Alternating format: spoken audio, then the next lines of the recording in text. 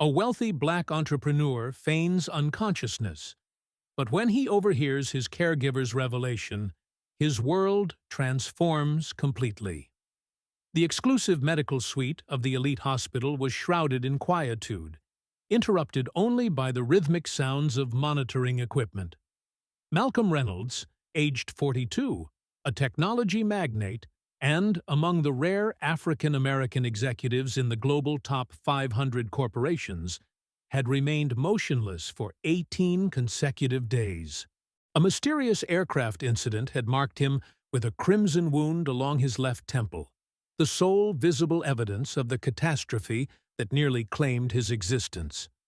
At least, this was the universal belief. What remained unknown to everyone, including his personal physicians, was that Malcolm had regained awareness on day 3 following the incident. He chose to maintain his silence, keeping his eyelids shut and his respiration steady, driven by one crucial objective: discovering who had compromised his aircraft's integrity. "We must reconsider our approach, Victor," declared Julia Reynolds, his spouse of 7 years, from beyond the transparent barrier. Her words were dampened, yet clearly discernible in the room's stillness. The directors grow impatient. Shareholders express concern. We cannot delay indefinitely. "Have patience, dear sibling," responded Victor, Malcolm's stepbrother and operational vice president at Reynolds Tech. "Another 7 days, and the directors will proceed to implement the disability provision. Recall our arrangement with Dr. Loran? The medical documentation is prepared." Within the chamber, beneath his motionless exterior, Malcolm's pulse quickened. His suspicions proved accurate. The incident had merely been the opening move. The aircraft sabotage hadn't been a mere elimination effort, but component of a sophisticated scheme to seize control of his business empire. "What regarding his attorney, Diana Coleman?" Julia inquired. "She continues demanding access to the authentic examination results." "Diana will cease being an obstacle shortly," Victor responded with frigid assurance. "I've scheduled her meeting with the Bar Association's ethics panel. Apparently, some compromising papers have surfaced in her workspace." Malcolm's anger intensified as he listened to the plot against his most faithful counselor. Diana Coleman, among the few black attorneys in corporate law, had served as his legal mentor during university, and subsequently his trusted partner in establishing Reynolds Tech. The chamber entrance opened gently. The approaching footsteps were distinct, delicate, measured, cautious. "Good morning, Mr. Reynolds." The voice was crisp and professional, lacking the artificial warmth many employed when addressing unconscious individuals. "I'm Maya, your newly assigned night caregiver." Malcolm detected the subtle fragrance of lavender as she moved throughout the room, monitoring his condition and making adjustments to his equipment. "Your vital signs remain steady," she noted while recording observations. "That's encouraging." A period of silence followed. Then he sensed the gentle presence of someone settling into the beside chair. "I'm uncertain whether you can perceive me," Maya continued, her tone now subdued, almost confessional in nature. "But I must share something with you. I shouldn't be present here." Malcolm maintained his perfectly controlled breathing, though his interest was instantly aroused. "I was employed 3 days prior to replace your former caregiver. She departed abruptly, or so I was informed." Maya hesitated. "However, yesterday evening, I discovered something peculiar while examining your medical documentation. The sedation quantities exceed standard protocol for your neurological state, and there are inconsistencies in the response evaluations." She moved nearer, her voice becoming barely audible. "I'm not merely a caregiver, Mr. Reynolds. I'm a forensic neurology expert, and I can state with absolute certainty that something is fundamentally wrong with your care." Someone is intentionally maintaining your sedated state, hindering your rehabilitation. Malcolm's heartbeat faltered momentarily, a shift too subtle for the monitors to register, yet genuine nonetheless. I'm unaware of who would commit such acts or their motivation, Maya continued. But I pledge I'll uncover the truth, and I'll assist your awakening, even if it jeopardizes my employment, or worse. She rose and modified the intravenous drip. I'm gradually decreasing your sedation. No one will detect this, but within several days, you should begin demonstrating signs of awareness. When that occurs, we can... The door burst open. Maya stepped back from the bed with professional composure, simply monitoring vital statistics, as instructed, Doctor. Laurent, she stated, her demeanor completely altered. Thank you, nurse, a masculine voice replied. I'll handle matters from here. When the door sealed, Malcolm experienced simultaneous alarm and optimism. In a reality where he believed himself entirely isolated, he had just discovered an unforeseen confederate. But what Maya remained unaware of, what no one suspected, was his existing consciousness. And behind those sealed eyes, a strategy was developing that would transform this familial treachery into his most formidable advantage. What no individual in that luxurious medical facility could envision was that this man, whom everyone regarded as powerless, had constructed an empire precisely because he recognized possibilities where others perceived only barriers. And now, lying immobile while they schemed to steal everything he had created, Malcolm was already beginning to devise not only his recovery, but the dramatic destruction of those who dared to underestimate him for being an outsider who had earned his position among the influential. If this narrative of betrayal, defiance, and the unexpected partnership between a magnate and a caregiver has captured your interest, subscribe to our content to discover how Malcolm will transform his apparent weakness into the ultimate weapon against those who attempted to destroy him. Malcolm's strategy began forming on the third evening after encountering Maya. As she adjusted his pillow, he risked an almost undetectable movement, twitching his index finger twice when she inquired if he could hear her. Maya became motionless, her eyes widening. You're aware? A gesture. Yes. Her expression shifted from astonishment to resolve. We must establish a signal system, she whispered, checking the entrance. 1 movement indicates yes, 2 means no. Blink once, if you understand. A blink. That same evening, while the clinic rested, they created a basic communication method. Maya brought letter cards, and Malcolm spelled words, character by character. It was tedious and exhausting, but each formed word represented a small triumph against those seeking to silence him. They sabotaged my aircraft, he spelled during the initial night. Who would commit such an act? Maya asked, disbelieving.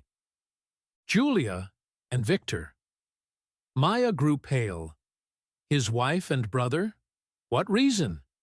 Project Aurora. Project Aurora, the groundbreaking innovation that Reynolds Tech was secretly developing under Malcolm's direct oversight. A renewable energy solution that promised to dramatically reduce electricity expenses in underprivileged communities. Malcolm had concealed the details from the board, sharing only with his small circle of trusted colleagues. During daytime, Maya observed, Victor appeared regularly, always accompanied by Dr. Laurent, examining medical files and posing seemingly concerned yet calculated inquiries. Julia seldom visited, and when present, she never made physical contact with Malcolm. Her gaze surveyed the room, cataloging valuables as if already planning her first sales. I have information regarding Diana Coleman, Maya informed him one evening, after ensuring no surveillance. I contacted her office. The ethics panel is pressuring her with fabricated documents, allegations of corruption and contract manipulation. All manufactured, naturally. Malcolm flashed a quick look, fury evident despite his enforced immobility. "Don't be concerned," Maya smiled with confidence. "I've already sent her an anonymous warning about the accusations. Diana is brilliant. She'll recognize the deception immediately." Meanwhile, Victor advanced his scheme. Maya succeeded in recording a discussion between him and Dr. Laurent in the corridor. "The board will decide next week," Victor stated, examining his golden timepiece. "We require the final neurological assessment, confirming permanent brain injury." "It's nearly complete," Laurent responded, his voice hushed and anxious. "However, the night caregiver has been making numerous inquiries." She examined the previous records. Victor sighed with impatience. "She's merely a nurse. If she creates difficulties, dismiss her." What neither suspected was that Malcolm wasn't simply listening, he was recovering his strength. Under Maya's careful supervision, he performed minor exercises when unobserved, flexing muscles, moving digits, strengthening himself for the appropriate moment. On the 6th evening, Maya brought an unexpected guest. "I have someone here who must see you," she whispered, quietly closing the door behind her. "I trust her completely." A serious-looking woman approached the bed, examining Malcolm critically. "Mr. Reynolds, I'm Dr. Chun, a forensic neurology specialist. Maya approached me with concerns about your situation." She looked at Maya, drew the curtains, and secured the door. For 30 minutes, Dr. Chun examined Malcolm discreetly, without equipment that would alert the clinic personnel. "As we suspected," she finally announced. "There exists no permanent neurological injury. The extended sedation is criminal. He's being maintained in this condition artificially. We require solid evidence," Maya argued, "something that cannot be disputed in court." "I have a proposal, Doctor," Chun replied, opening her case. "But it's dangerous, and we'll need Mr. Reynolds's complete cooperation."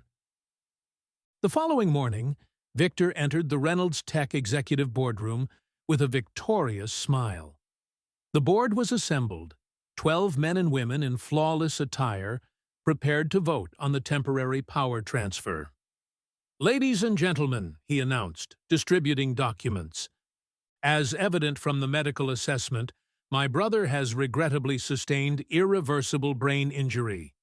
Dr. Laurent advises that we take decisive measures to stabilize the company's leadership." Elizabeth Okafor, the sole black board member and Malcolm's longtime friend, examined the documents suspiciously. "This appears overly convenient, Victor." Malcolm maintained perfect health before the incident. "Tragedies occur, Elizabeth," Julia replied sweetly.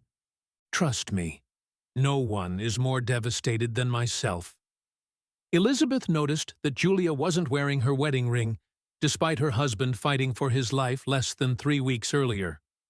"We all hold great respect for what Malcolm constructed," Victor continued, his smooth voice concealing the ambition that pulsed underneath. "But we must be practical.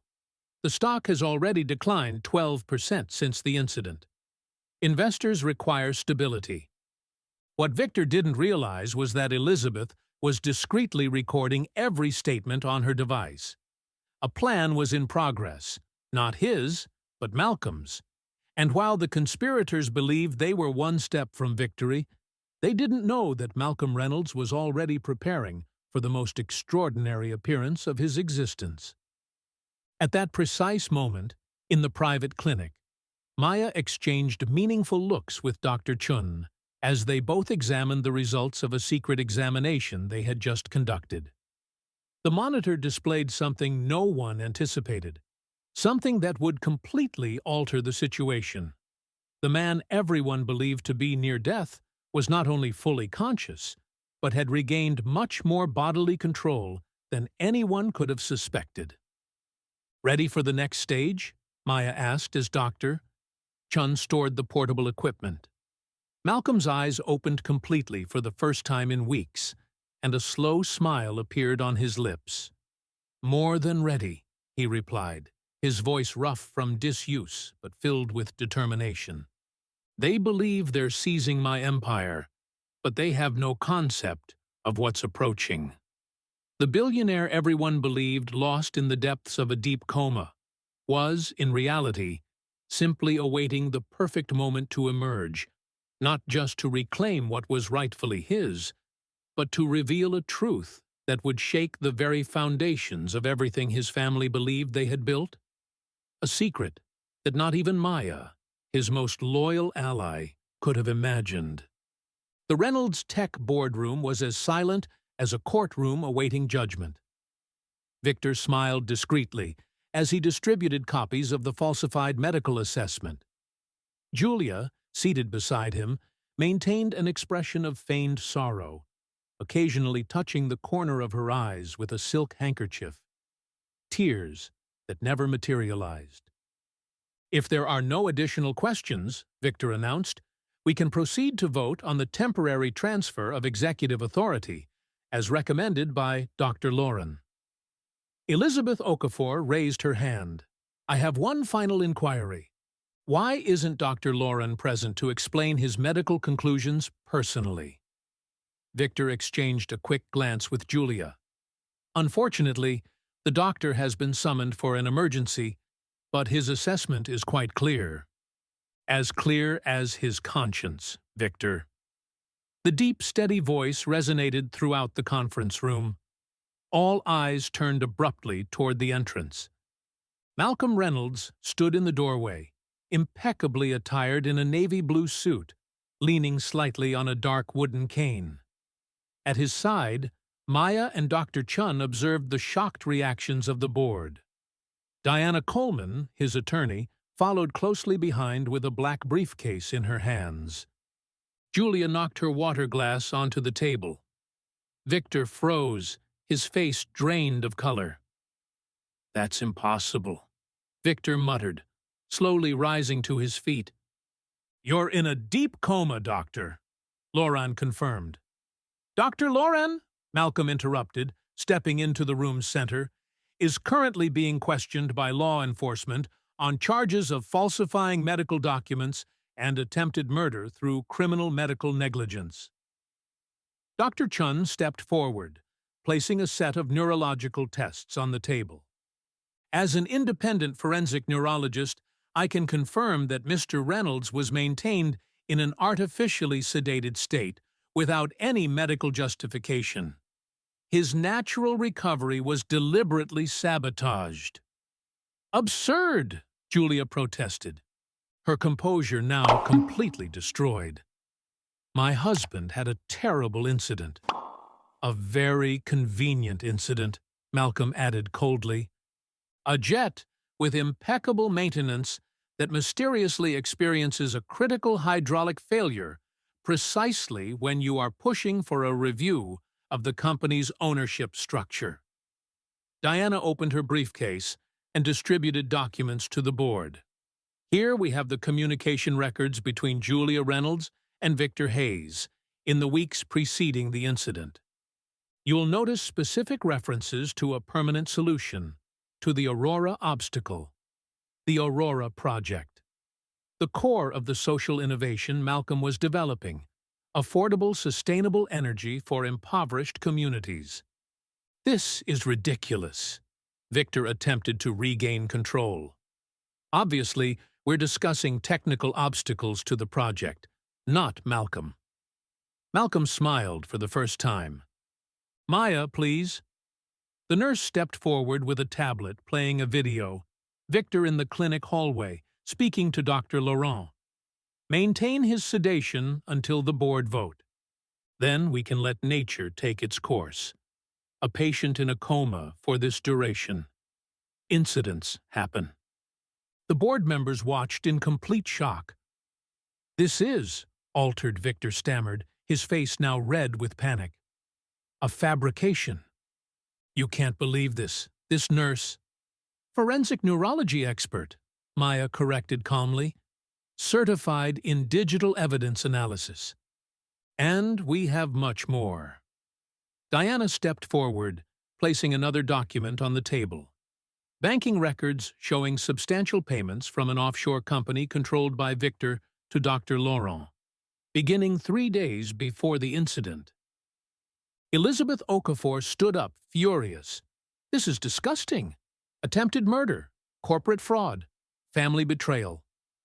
Malcolm approached Victor, who was now retreating. "You know what fascinates me most, Victor? How you and Julia truly believed you could eliminate me so easily.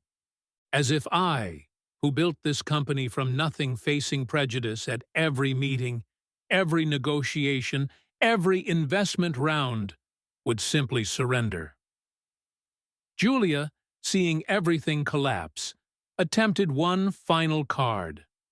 "Malcolm, dear, you're confused. You're still under the medication's influence. We were simply trying to protect you." "Spare me," Malcolm cut her off coldly. "Is your wedding ring in your purse, or has it already been sold? A week after my incident, you were already planning how to redecorate my home." The security guards had quietly entered the room. "Mr. Reynolds," said the head of security, "the police are waiting in the lobby. Shall we escort Mr. Hayes and Mrs. Reynolds there? Please." As the security guards approached, Victor panicked. "You don't understand. The Aurora project will destroy our biggest contracts. The investors will flee. He's throwing away decades of work for a charity project." "It's not charity," Malcolm replied calmly as Victor was led away. "It's the future. And as for the investors, they've already approved it. The vote took place last night while you were plotting my death."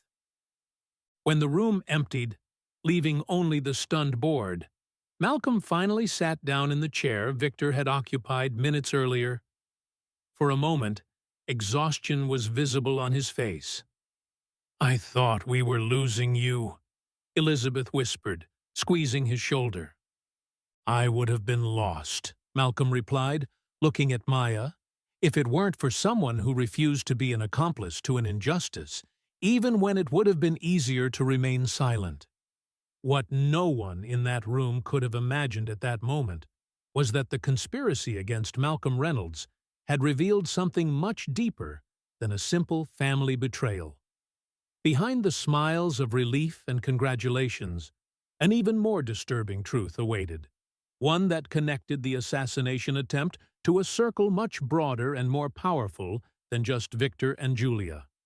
The justice of that day was only the first move in a much larger game, where the true motivations for silencing Project Aurora would involve some of the most influential names in the country. And as Malcolm watched Maya talking to Diana, one question lingered in his mind. How far would the loyalty of this woman, who risked everything for a comatose stranger, go? The answer he would soon discover would change not only his empire, but his entire understanding of trust, power, and the true meaning of family.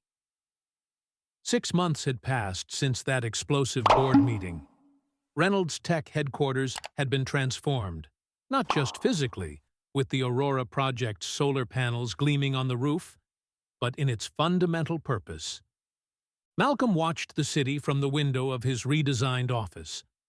That morning's newspapers reported the final sentence. Victor Hayes, convicted of attempted murder and corporate fraud, sentenced to 15 years. Julia, his ex-wife, had received 8 years after a plea bargain. Dr. Laurent had lost his medical license and was awaiting a separate trial. "You need to see this," said Maya, entering the room with a tablet. The video showed children in a public school in a poor neighborhood, testing the new lights powered by the Aurora system. The first pilot project is working perfectly. a 78% reduction in energy bills. Malcolm smiled. What about the investors? Still nervous about our social turnaround? Nervous? The stock is up 42% since the announcement of the national rollout. Looks like doing good can be profitable after all. Elizabeth Okafor entered, followed by Diana Coleman, now Reynolds Tech's chief legal officer. The foundation is officially established, Elizabeth announced, placing the final documents on the table. The Reynolds Ellis Foundation for Ethics in Healthcare. Malcolm noticed Maya's surprised look when she heard her last name linked to his. You saved my life, he explained simply. Your name deserves to be there. I still can't believe you did that, Maya shook her head. Allocating 30% of the Aurora Project's profits to reform ethical practices in hospitals. Each participating hospital implements safety systems for vulnerable patients, Diana added. Password-protected cameras in critical care rooms, double-checking of medications, independent external ombudsman. By the way, Elizabeth interrupted, do you know who called me today? Victor. From prison. Malcolm raised his eyebrows. And what did our dear conspirator want? To negotiate, believe it or not. He said he has information about other executives involved in sabotaging the Aurora project. Apparently, his plan had more participants than we thought. Big names in the traditional energy industry. Malcolm didn't seem surprised. I always knew there was more to that conspiracy. Victor didn't have the intelligence to orchestrate it all by himself. Do you want me to arrange a visit? Asked Diana. No, Malcolm replied, turning back to the window. Leave him where he is. The truth has a way of emerging on its own, in its own time. Later that day, Malcolm and Maya walked through the company's new research center. Young scientists from diverse backgrounds worked on advanced prototypes of the Aurora system. You know what impresses me most? Maya commented, watching the team. It's not the technology, it's the culture change. Half of these researchers would never have had a chance in a traditional corporation. Malcolm nodded. When you're on the floor, like I was in that hospital bed, you realize who really cares, and who just pretends. That experience taught me to judge people by their character, not their appearance or credentials. You could have just moved on after getting your company back, Maya observed. Why bother changing everything? Malcolm paused, staring at her seriously. Because I discovered something in that hospital room. Power without purpose is empty. Victor and Julia had everything, money, status, influence, and yet they wanted more, to the point where they tried to kill me for it. And me. Malcolm continued. I built a technology empire, broke barriers as a black man in a hostile corporate world. But for what? It took me nearly dying to understand that true success isn't just about what we achieve, but what we build for others. On the way back to the office, they stopped in front of a new addition to the main lobby. A glass plaque engraved with a quote. True strength isn't how much power you accumulate, but how you respond when that power is threatened. It is in our moments of greatest vulnerability that we discover our true essence. Maya smiled as she recognized her own words, spoken to Malcolm during one of those nights at the clinic. Who would have thought, she murmured, that a temporary nurse and a billionaire supposedly in a coma would change so many lives? Malcolm took her hand gently. We're not done yet. We're just getting started. That night, while Victor contemplated the gray walls of his cell and Julia tried to adjust to life in federal prison, Malcolm and Maya finalized plans for the largest expansion of Project Aurora, bringing affordable energy to historically neglected communities on 3 continents. The conspiracy to destroy Malcolm Reynolds had not only failed, It had catalyzed a transformation no one could have predicted. His near-death experience reborn him with a higher purpose, proving that sometimes we need to lose everything to discover what really matters. This story reminds us that our greatest strength does not lie in the power we hold, but in the integrity with which we use it. That behind the greatest injustices can be born the most powerful transformations, if we have the courage to turn our suffering into purpose. If this story of betrayal, resilience, and redemption touched your heart, subscribe to this channel for more stories that show how the darkest moments of our lives can become the prelude to our greatest impact on the world.